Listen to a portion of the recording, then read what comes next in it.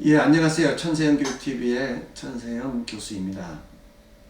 오늘은 그 대한민국 교육 기적의 비밀 그 세 번째 열쇠인 지방교육 자치제에 대해서 좀 얘기를 좀 나눠볼까 합니다.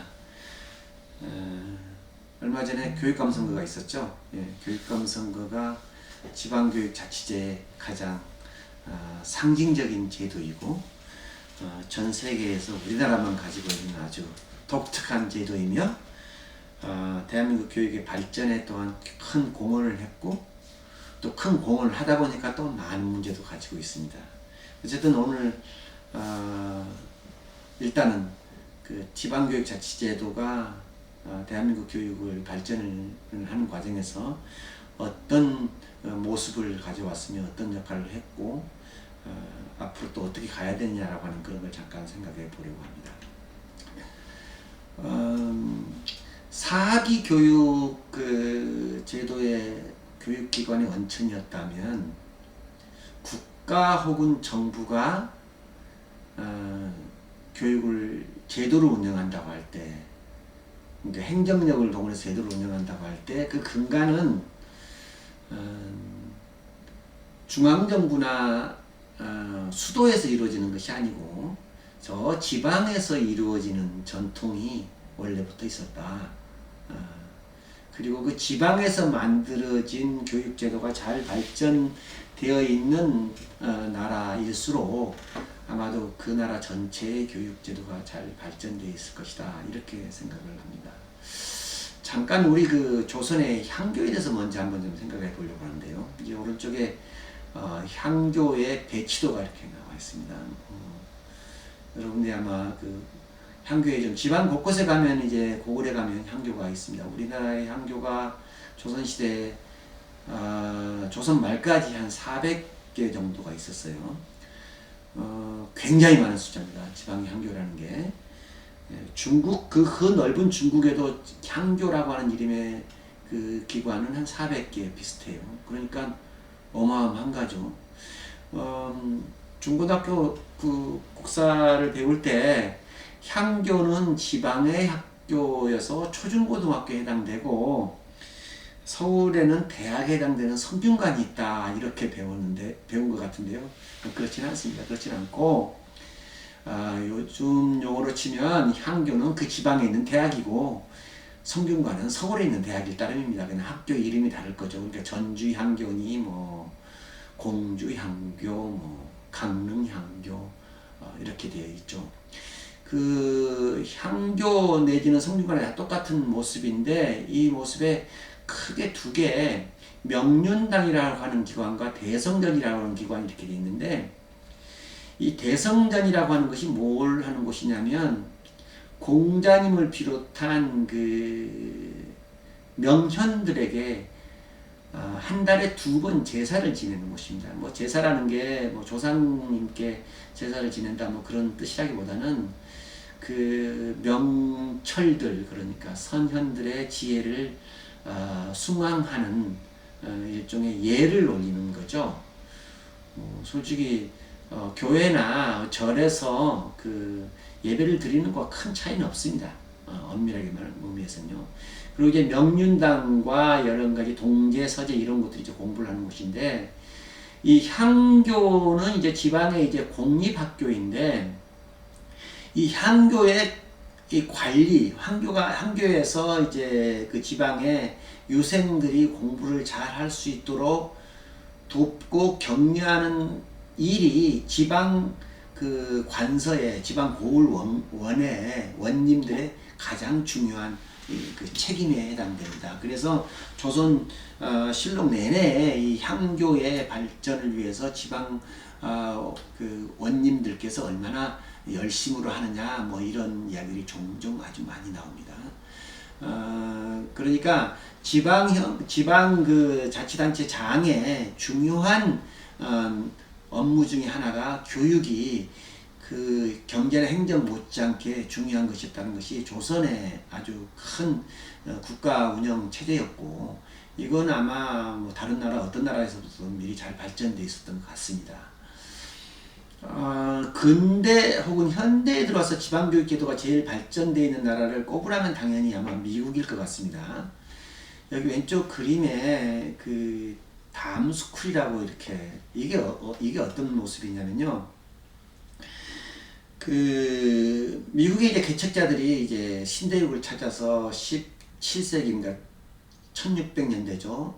1600년대에 이제 왔죠. 우리는 이제 종종 그때 와서 그 넓은 땅을 찾아서 밀을 농사를 하고 옥수수 농사를 짓고 뭐 서부를 향해서 금광을 캐러 다니고 하는 와중이지만 그 와중에 또 뭐 아파치 뭐 이런 종족들을 비롯한 인디언들과의 뭐 서부 영화에 나오는 그런 전쟁을 벌이고 뭐 총싸움을 하고 하는 그런 것들을 어린 시절 영화를 많이 봤죠. 그럴 때 아이들은 어떻게 할까요? 그때 물론 이제 1600년 1600년이니까 학교는 없죠. 당연히 요즘 같은 학교 제도라고 하는 것이 만들어진 건 아주 최근이니까요.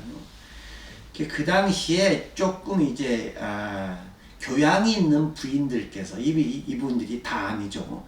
교양이 있는 마담들께서 남자들이 나가서 일을 하고 아낙네들이 나가서 일을 할 때 이 아이들을 집안에 모아서 혹은 조금 교회에 모아서 학교를 엽니다. 물론 당연히 학교를 열어서 가르치는 건 뭐 아마 기독교 성경책이 주로였겠지만 이게 이제 담스쿨이라고 해서 미국식 국민교육제도 혹은 보통교육제도의 출발이라고 합니다. 이 담스쿨이 조금씩 커져서 학교구를 형성하고 이게 스쿨 디스트릭트라고 해요. 학구라고 번역됩니다만은 이 스쿨 디스트릭트가 모여서 학교를 지을 때 필요한 그 돈을 마련하기 위해서 그 지방 주민들이 재산세를 내고 그 재산세 중에서 물론 당연히 큰 돈은 이제 그 선생님에 대한 인건비겠죠. 그래서 미국의 학구는 일반 타운이라든가 뭐 시티가 생기기 이전에 먼저 생겼던 겁니다. 그러니까 미국이 아마 학구 말고 또 이제 먼저 생긴 지방자치 중에 하나가 보안관제도, 경찰제도일 텐데 미국은 아직도 경찰, 검찰청들이 선거를 하는 이유들이 그런 겁니다. 이때부터서 이제 교육위원장 선거를 이제 미국이 이제 17세기 이런 때부터 한 거죠. 아주 한 10여 년 전에 우리나라에 이제 유명한 얘기가 있었는데 오바마 대통령 시절 같은데 워싱턴 DC 교육감으로 한인 교육감, 여성 교육감 미셸리라고 아주 유명한 분이 와서 DC 교육 개혁을 위해서 뭐 굉장한 일을 했다 뭐 이런 뉴스를 접해본 적이 있을 겁니다. 이때 미셸리 교육감은 DC 시장과는 아주 별도의 위치를 차지합니다. 별도의 위치를 차지해서 아주 강력한 통치력을 갖죠. 그러니까 제가 보기로는 아마도 이 지방교육 자치제의 전통은 조선이 아마 가장 원형이었던 것 같고 미국이 그걸 배운 건 아니지만 미국은 자생적인 교육 자치제가 이렇게 생겨서 글쎄요 오늘날 그 미국의 교육이 그 세계 최고의 교육을 이루고 미국이 세계 최고의 강국이 될 수 있었던 것도 이런 그 지방 단위의 그 기초교육 자치도가 잘 마련됐던 것이 아닌가 이런 생각을 해봅니다. 이 재미난 역사가 1945년서부터 1948년까지 있었던 미군청을 통해서 한국에 들어옵니다.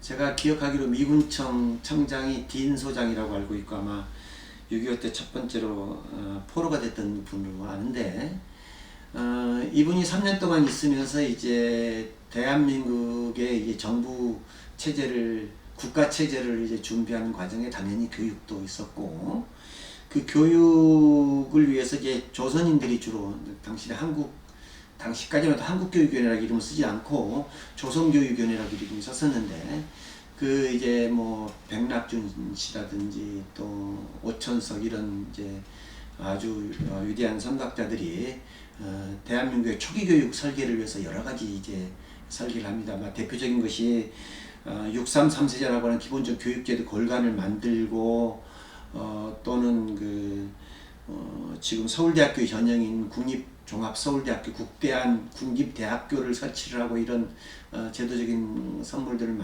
마련하는데 그 마지막까지 이제 해결이 안 됐던 것이 지방교육자치제를 어떻게 할 것이냐 이것이었습니다. 근데 이제 뭐 굉장히 지금도 지방교육자치제를 일반 시장 밑에 둘 것이냐 안 둘 것이냐, 뭐 교사가 뭐 국가 신분에 지방 신분이 돼야 될 것이냐 국가 신분이 돼야 될 것이냐 아직도 해결이 안 돼서 계속 논의를 합니다만 당시 똑같은 논의가 있었습니다. 그래서 해결이 안 났어요. 해결이 안 나는데 이 미 군정청에서 정부 수립 3일 전에 48년 8월 12일 날 이 소장이 이제 본청 이제 일본으로 돌아가면서 그냥 깜짝 발표를 합니다. 다른 건 잘 모르겠고 교육 자체에 관해서만큼은 앞서 살펴본 미국형 풀뿌리 학교자치구 학구 시스템을 만들자. 그래서 내가 이 조선인에게 당시까지 조선이라 맞습니다만 대한민국 사람에게 큰 선물을 하나 주고 가겠노라 하면서 지방교육자치 3법이라고 하는 걸 법으로 아주 만들어주고 갑니다. 교육구를 설치해야 된다. 그리고 교육구 의회를 설치해야 된다. 그리고 각 교육구는 그 교육구에 필요한 재정을 스스로 마련할 수 있는 경비령을 만들어서, 법령이죠. 만들어서 교육세를 거둘 수 있도록 하자라고 하는 이런 교육자치 3법을 만들었습니다. 정말 선물이었죠. 물론 교육학계 혹은 교육계는 어쩌면 아직도 이 1948년 8월 12일에 지방교육 완전한 의미의 지방교육 자치를 지금도 이룩하려고 노력하고 있다. 저는 그렇게 생각을 오히려 해봐요. 그 후에 역사가 계속 이제 완전한 지방교육 자치에 이를 것이냐 안 이를 것이냐 그것은 뭐 어떤 모습에 되느냐고 논의가 되는 것이 바로 그런 겁니다. 이건 일종의 정말 고난의 행군이었고 교육계의 분투였습니다. 뭐 가장 최근에 와서는 지방교육감 선거제가 그 완성을 이루었다고 하지만 글쎄요, 뭐 지금은 오히려 교육감의 독재 시대라고 해서 말만 자치지 오히려 자치가 아니다. 뭐 이런 논의도 합니다. 1991년도에 처음으로 교육감이 이제 완전한 지방교육 자체가 돼서 민성교육감 제도가 됐다고 이렇게 되어 있는데, 민성교육감 제도가 되면서 교육계나 학교에서는 교육부나 교육관료의 배신이다 이런 말을 써요. 여러가지 사건들이 많았습니다. 여러가지 사건들이 많았는데, 예를 들어서 이제 교육이라고 하는 것이 이제 뭐 교육감을 누구를 뽑느냐, 교장을 누구를 뽑느냐, 교사의 임명을 누구로 할 것이냐라고 하는 이런 행정적인 절차도 있지만은 아마 핵심은 교육 내용에 관한 것일 겁니다. 교육 내용. 그러니까 학생들이 무엇을 가르치고 그 교과서는 무엇으로 가르칠 거냐 할 건데, 이게 교과서의 출판 혹은 인정에 관련된 교육 내용에 관련된 행정제도입니다. 1970년대 유명한 교과서 파동이라는 게 있었어요. 1970년대 유명한 교과서 파동 이전에는 교육부의 가장 중심 행정이 뭐냐면 학생들에게 어떤 것을 내용을 가르칠 것이냐는 걸 관리하는 장학편수실이라는 제도가 있었습니다. 이 장학편수실은 교과서의 그 편찬과 검정을 도맡아 하는 기구였는데, 이 교과서가 이제 갑자기 많이 쓰여지게 됐잖아요. 1960년대, 70년대 이제 중고등학교가 확 늘면서, 그러면서 이제 이 교과서가 큰 돈벌이가 됐던 것이고, 이 돈벌이가 되다 보니까 뭐 출판사, 그 다음에 교과서를 쓰는 이제 뭐 저자들, 그러니까 대학 교수들, 또 거기에 관여하는 중고등학교 교사들까지 연루된 일종의 비리 사건이 터진 거죠. 유명한 교과서 파동이라고 합니다. 이 이후로 국가가 이제 교과서를 국정 검정한다 이런 제도가 생겼고, 뭐 아주 최근에 아주 비극적인라고밖에 할 수 없는 국사교과서 국정화 논쟁도 다 이런 맥락이 있었습니다. 어떤 의미에서는 그러니까 이때부터서 지방교육자치제가 제도적으로는 자치제도가 만들어졌는데 내용적으로는 국가 통제가 이루어지는 그런 딜레마적 사태가 있었어요.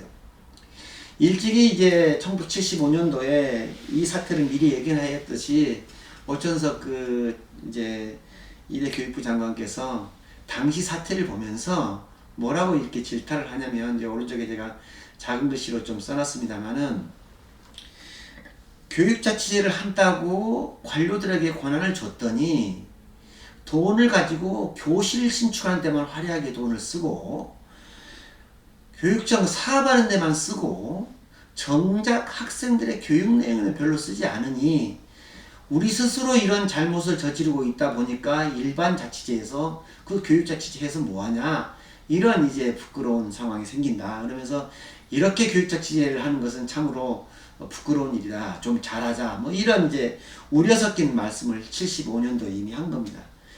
어떤 의미에서는 아직도 우리가 이거를 잘못 지금 지키고 있는 게 아닌가 이런 생각을 합니다. 그래서 그 마지막에 교육감 직선제가 이제 파국으로 오히려 치닫고 있는 현상인 겁니다. 중간에 또 한 번 큰 오덕이 한 번 있었어요. 1998년 2000년대 들어오면서 이제 완전히 이제 민주화 시대를 거치면서 우리는 이제 외국 거라면 참 좋다고 무조건 받아들이는 경향이 있는데, 영국식 그 학교 운영위원회라고 하는 제도를 가지고 옵니다.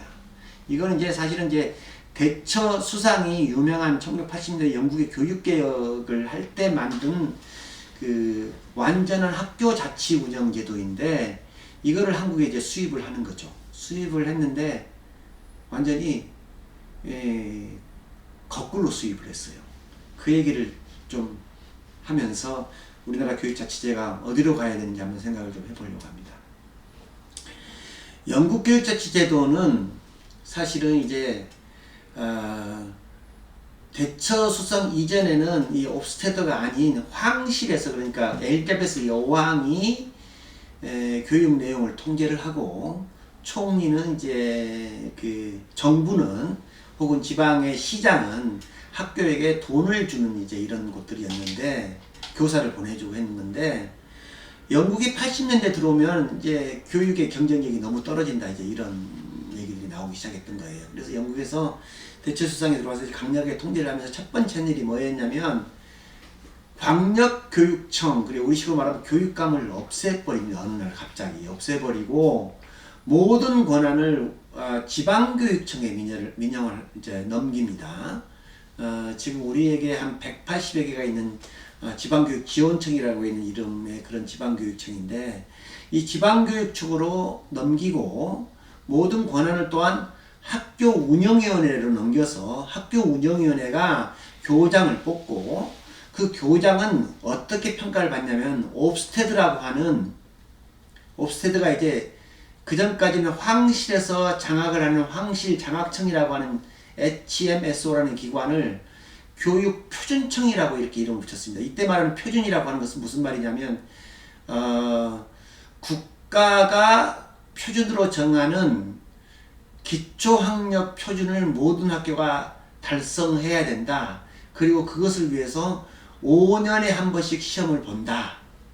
그 시험에서 일정 수준에 못 도달하면 그 학교는 두어 차례의 컨설팅을 거쳐서 인근 학교로 통합 폐쇄한다. 이런 이제 강력한 룰을 만듭니다.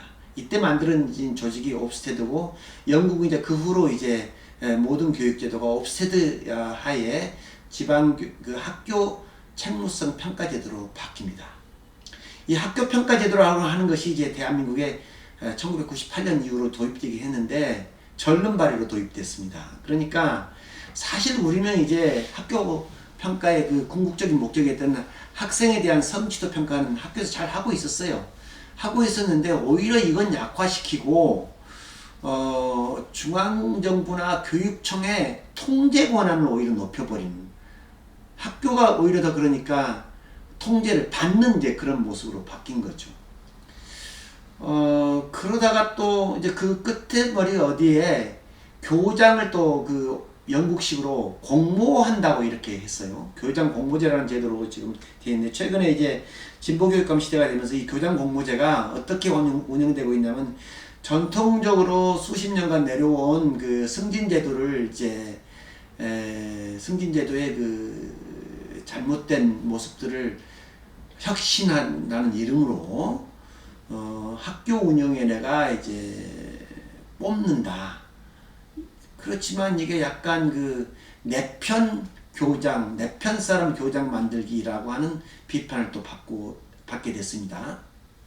원래는 어떻게 돼야 되냐면은 교장이 국가와 함께 협약을 맺는 겁니다. 협약을 맺어서 내가 4년 내에 임기 동안에 학생들의 학업 성취도를 어떠어떠한 수준으로 올린다라고 하는 협약하에 임용을 하는 거죠. 근데 그런 제도의 본질적인 모습들은 다 사라져버리고 내 편 사람 심게 하는 식의 교장 공모 제도로 지금 바뀌어 있는 거고, 또 한 가지 이제 교장에게 권한을 주면서 돈만큼은 완전하게 교장에게 다 쓸 권한을 주는 거죠. 그러니까 내가 이 특별한 돈을 학생 일당 얼마를 줄 테니 는 그 돈 범위 내에서 교장은 그 돈 범위 내에서 훌륭한 교사를 모셔오고 훌륭한 교과서를 가져오고 학력을 철저하게 관리를 해서 국가와의 계약을 성실히 이행한다라는 이런 거였는데, 재정권도 하나도 주지 않고 인사권도 주지도 않고, 그렇다고 해서 학업 성취도에 대한 평가 도구도 없애버렸으니까 이제는 말하자면 깜깜이식 평가를 교육부 장관이 혹은 교육감이 하는 그런 식으로 바뀌어버린 거죠.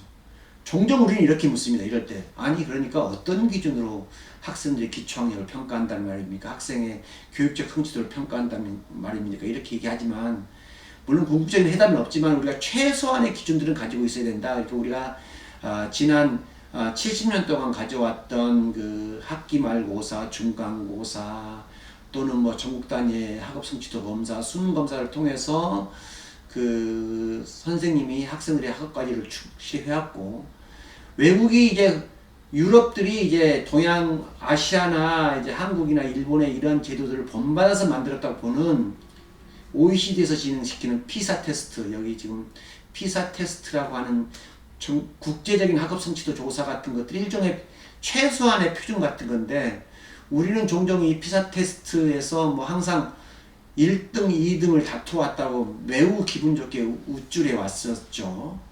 그렇고 반드시 우리가 기억해야 될 것은 우리가 해오던 국가 단위의 기초학력 표준 시스템들을 서양이 배워가서 지금 하고 있는 거고, 우리는 그 덕에 잘 하고 있었는데 지금 우리나라 성적이 최근 들어서 뚝뚝뚝뚝 떨어지고 있습니다. 그리고 중국이 쭉 올라가고 있네요. 그래서 저는 교육자치제의 마지막 모습은 학교가, 교장이, 그리고 그 선생님들이 교실 안에서 내게 주어진 학생의 교육적 성취를 최종적으로 보장하는 것만 완벽한 자유를 주고 나머지 모든 권한들을 학교에게 주면서 국가는 거기에 대한 책무성 관리만 하는 이런 학교자치제로 바뀌는 것이 지방교육자치제의 영원한 숙제이지, 교육감이라든지 교장 혹은 뭐 지방교육장 혹은 심지어는 어떤 정권적 이익에 교육을 이렇게 정치적으로 예속시키는 것은 지방교육자치를 매우 오독하는 것이고, 우리 대한민국 교육 기적의 세 번째 비밀이라고 할 수 있는 지방교육자치제의 정말 찬란한 공헌을 깡그리 무너뜨리는 우스꽝스러운 정말 바보짓이 아닐까 이런 생각을 하고, 또한 저희 세대들의 죄가 아닐까 이런 생각도 합니다. 다시 한번 학교자치제만이, 그리고 학교자치제를 통해서 학생들의 학업적, 교육적 성장을 완전하게 보장하는 그런 근본적 목적을 위해서 우리가 좀 더 노력을 해야 된다, 이렇게 생각을 하면서 이번 강의를 마치고자 합니다. 감사합니다.